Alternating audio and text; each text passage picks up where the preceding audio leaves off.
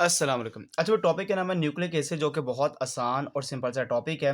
Nucleic acid को सबसे पहले निकालने वाला, डिस्कवर करने वाला फ्राइडिक माइसर है। इसने सबसे पहले आइसोलेट किया था न्यूक्लाई और पस सेल। जो पस सेल है उसके न्यूक्लियस के अंदर से निकाला, जिसका नाम क्या न्यूक्लिक एसिड है, क्योंकि इसकी नेचर एसिडिक थी और सबसे पहले आइसोलेट हुआ था न्यूक्लियस के अंदर से। तो एसिडिक नेचर और न्यूक्लियस से आइसोलेट होने की वजह से इसको नाम दिया जाता है न्यूक्लिक एसिड है। न्यूक्लिक एसिड दो चीज़ों को कहा जाता है, एक डीएनए और एक आरएनए है। डीएनए का पूरा नाम डीऑक्सी राइबो न्यूक्लिक एसिड है और जबकि आरएनए का पूरा नाम राइबो न्यूक्लिक एसिड है। जो कि डीएनए कंपोज होता है डीऑक्सी राइबो न्यूक्लियोटाइड से। आरएनए जिससे मिलकर बनता है वो राइबो न्यूक्लियोटाइड है। अगर मैं कहता हूँ डीएनए के बाद नाइट्रोजनस बेसिस कौन से, तो एडेनिन, गुआनिन, साइटोसिन, थायमिन है। जबकि आरएनए के पास नाइट्रोजन है बेसिस है एडेनिन, गुआनिन, साइटोसिन और यूरासिल है। डीएनए के पास जो पेंटोस शुगर है वो है डीऑक्सीराइबोस शुगर है। जबकि आरएनए के पास जो पेंटोस 5 कार्बन वाली शुगर है उसका नाम क्या है, राइबोस शुगर है। डीएनए के जो स्ट्रैंड होते हैं वो डबल स्ट्रैंडेड स्ट्रक्चर रखते हैं, जबकि आरएनए सिंगल स्ट्रैंडेड स्ट्रक्चर को रखता है। डीएनए आपको क्रोमोसोम्स, माइटोकॉन्ड्रिया, क्लोरोप्लास्ट के अंदर नजर आता है, जबकि आरएनए आपको राइबोसोम, न्यूक्लियोलस और साइटोसोल के अंदर नजर आता है। भाई यहाँ पे एक बड़ा कॉमन वर्ड है न्यूक्लियोटाइड। जैसे डीएनए के पास डीऑक्सीराइबोन्यूक्लियोटाइड है, आरएनए के पास राइबोन्यूक्लियोटाइड है। ये न्यूक्लियोटाइड है क्या चीज है, ये यूनिट है न्यूक्लिक एसिड का। अब इस यूनिट को देखा जाए, ये खुद बनता है तीन सब यूनिट से। एक का नाम नाइट्रोजनस बेसिस है, एक का नाम फॉस्फोरिक एसिड है और एक का नाम पेंटोस शुगर है। अब ये तीन चीजों को मिलाओगे तो बनेगा न्यूक्लियोटाइड, और न्यूक्लियोटाइड को मिलाओ तो बन जाता है न्यूक्लिक एसिड। जबकि नाइट्रोजनस बेसिस डीएनए की कौन सी होती है, एडेनिन, गुआनिन, साइटोसिन, थायमिन, ये ऊपर बता चुका। आरएनए के पास नाइट्रोजन बेसिस कौन सी है, एडेनिन, गुआनिन, साइटोसिन और यूरासिल है। पेंटोस शुगर डीएनए की कौन सी है, डीऑक्सीराइबोस शुगर है। जबकि आरएनए की पेंटोस शुगर का नाम है राइबोस शुगर है। अगर मैं कहता हूं नाइट्रोजनस बेसिस का ग्रुप बनाया जाए तो दो ग्रुप है, एक प्यूरिन है, एक पायरिमिडीन है। प्यूरिन डबल रिंग वाले नाइट्रोजनस बेसिस ग्रुप आपको प्यूरिन में नजर आती है, और सिंगल रिंग वाली नाइट्रोजनस बेसिस आपको पायरिमिडीन में नजर आती है। डबल रिंग वाली होती है एडेनिन और गुआनिन, और पायरिमिडीन जो सिंगल रिंग वाली नाइट्रोजनस बेसिस को रखती है उसमें आ जाते हैं साइटोसिन, थायमिन और यूरासिल आ जाती है। इसी तरह आगे हम चलते हैं, जो कि न्यूक्लियोटाइड को हम एक्सप्लेन कर रहे हैं। अब न्यूक्लियोटाइड के आगे देखा जाए, ये एक कंप्लीट न्यूक्लियोटाइड है। इस न्यूक्लियोटाइड में देखिए आपको फॉस्फोरिक एसिड भी नजर आ रहा है, पेंटोस शुगर भी नजर आ रही है और नाइट्रोजनस बेस भी है। जो फॉस्फेट ग्रुप है, याद रखना, पेंटोस शुगर के अटैच होता है 5वें कार्बन के साथ, जबकि नाइट्रोजनस बेस पेंटोस शुगर के अटैच होती है 1st कार्बन के साथ। बहुत इंपॉर्टेंट एमसीक्यूज है।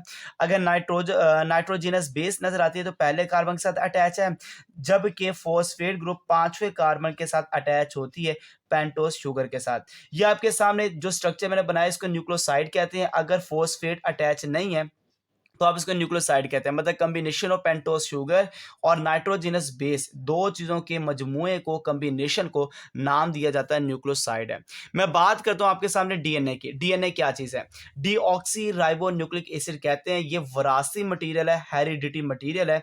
अगर ये कंट्रोल करता है हमारी बॉडी के अंदर प्रॉपर्टीज और potential activity of cell, cell की जितनी भी एक्टिविटी है और इसकी प्रॉपर्टीज को कंट्रोल करना डीएनए की जिम्मेदारी है। डीएनए को बनाने वाले 4 सब यूनिट होते हैं। एक को कहते हैं डीएएमपी, डीएजीपी, डीएसीपी, डीएटीपी। ये आपको पता है, डी से मतलब डीऑक्सी डीऑक्सी डीऑक्सी डीऑक्सी है। ए का मतलब एडिनोसिन एडिनोसिन एडिनोसिन एडिनोसिन है। आगे आपको पता ही लगा हुआ है, जो कि मोनोफॉस्फेट मोनोफॉस्फेट मोनोफेस्फेट है। जैसे जी से मतलब ग्वानोसिन है, सी से मतलब साइटेडीन है और टी का मतलब थाइमाइडिन है। तो आगे सबके सामने आपको पता है एडिनोसिन, और आगे आ गया ग्वानोसिन, साइटेडीन और आगे थाइमाइडिन आ चुका है। ये सारी 4 सब यूनिट मिलते हैं तो बनाते हैं डीएनए को, और ये सारे आपस में जुड़ने वाला जो लिंकेज होता है उसका नाम फॉस्फोडाइस्टर लिंकेज है। कि एक न्यूक्लियोटाइड जो यूनाइटेड होता है together through a phosphodiester bond, तो न्यूक्लियोटाइड्स का आपस में जोड़ने वाला जो बॉन्ड होता है उसको फॉस्फोडाइस्टर बॉन्ड का नाम दिया जाता है। एक न्यूक्लियोटाइड को मोनोन्यूक्लियोटाइड कहते हैं, जैसे सिंगल न्यूक्लियोटाइड एटीपी है। दो न्यूक्लियोटाइड जैसे two nucleotide are joint together through then form dinucleotide है, जैसे एन ये आपके सामने दो न्यूक्लियोटाइड का मजमू है, इसको एन जो आपके सामने निकोटीन अमाइड डाई न्यूक्लियोटाइड है। डाई न्यूक्लियोटाइड का मतलब दो न्यूक्लियोटाइड का जो मजमू, उसको डाई न्यूक्लियोटाइड कहते हैं। ये बेसिकली एन ये को एंजाइम है, और हमारे सेल के अंदर ये ऑक्सीडेशन और रिडक्शन जो रिएक्शन है इसमें जो इन्वॉल्व होता है इसका नाम क्या है, एन है। तो मैं आपके सामने एक बॉन्ड के बारे में जिक्र कर रहा था, और वो फॉस्फोडाइस्टर लिंकेज बॉन्ड है। वो डिटेल में बताता हूं, मगर सबसे पहले देखते हैं पॉलीन्यूक्लियोटाइड क्या होता है। पॉलीन्यूक्लियोटाइड का मतलब जब काफ़ी ज़्यादा मैनी न्यूक्लियोटाइड्स आपस में जॉइन टुगेदर होते हैं, आपस में जुड़ते हैं, तो फिर बन जाता है पॉलीन्यूक्लियोटाइड। और इसकी बेहतरीन एग्ज़ाम्पल हमारे पास क्या आ जाती है? डीएनए आ जाती है। एक साइंटिस्ट है एरविन चार्गाफ, इसने सबसे पहले हमें बताया था कि भई डीएनए के पास जो एडेनिन है, वो उतने ही होते हैं जितने थायमीन है। ये दोनों इक्वल होते हैं। जितने गुआनिन उसकी रेशो है, उतनी रेशो किसकी होती है? साइटोसिन की। मतलब कि गुआनिन साइटोसिन की रेशो सेम है और डीएनए के अंदर एडेनिन और थायमीन की जो रेशो तादाद है, नंबर है, ये दोनों क्या होंगे? सेम होंगे, इक्वल होंगे। ये हमें बताया किसने? एरविन चार्गफ ने बताया।